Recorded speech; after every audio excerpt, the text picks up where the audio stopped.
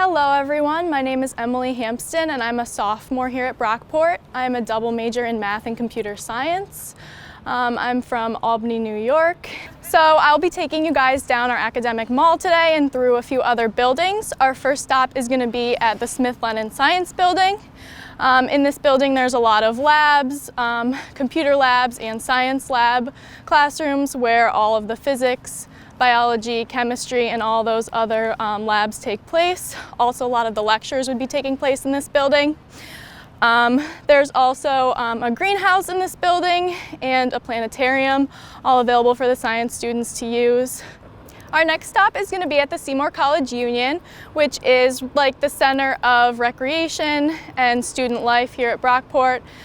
There's a lot of fun things in this building, including food options, mail, and Brockport student government, and we're going to head in and look at all that now. So this is our first stop in the Union, which is the Jitterbugs Cafe. This is an option for students to come in between classes or anytime during the day. They serve coffee, bagels, and other small meals and drinks. Students are able to use their dining dollars here, which is a part of their meal plan, or also cash and easy money. So this is a great place to come in between classes for a snack, or if you need a quiet place to study. Our next stop in the Union is at the college bookstore. So we have our own bookstore on campus, which sells all of your Brockport gear like sweatshirts, sweatpants, and all that, in addition to selling your textbooks. So you can always buy your textbooks from here. And one nice thing about our Union is that they actually price match the textbooks. So if you find your textbook cheaper on Amazon or the Barnes & Noble website, you can bring it in and they'll get you the textbook from our bookstore, but for that cheaper price. So this is the next stop in the Union. We call this the Square. There's a lot of food options here and a lot of tables and chairs. The restaurant options, we have a Subway here, and then inside we also have Sprouts, which is a salad bar. We have a Chipotle style restaurant called Fiesta. We have a pizza place and also a grill, so they would have like hamburgers, cheeseburgers, chicken nuggets, and a bunch of like warm sandwiches. Students are able to use their dining dollars again here, which is part of their meal plan. A lot of our clubs will come also into this area and table. So there'll be bake sales or other fundraisers going on that are really fun to participate in and to support other clubs on campus. This is Edwards Hall right behind me. This is our only lecture hall on campus. So it holds rooms with classes that need to be in bigger rooms with more students. Our average class size is 24 and our student to teacher ratio is 18:1, so it's not necessarily common to have classes that big, but it does happen sometimes, especially with the intro classes. My class that was in there was only about 35 people, so it's not always big classes in there, but there is a lecture hall in case there needs to be a bigger class. Now we're going to head into the Academic Success Center.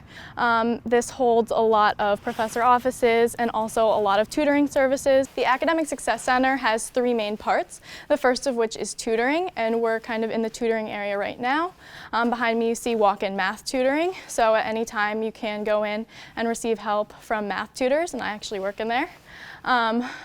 The second part is writing tutoring, so we always have writing tutoring available by appointment. So if you need help editing your essay or something, there's writing tutors available by appointment. And the third area is content area tutoring. So the next part of the Academic Success Center is accessibility. So if you have a disability or permanent or temporary, they are able to, you can go to their offices and they'll be able to help you fill out the forms and get the accommodations you need, whether it be for testing or transportation around campus or something like that. And the third part of the Academic Success Center is academic advisement. So if you're not sure what dropping a class might do to your four-year plan or something like that, if you need help figuring out what major might get you to the job that you want to do.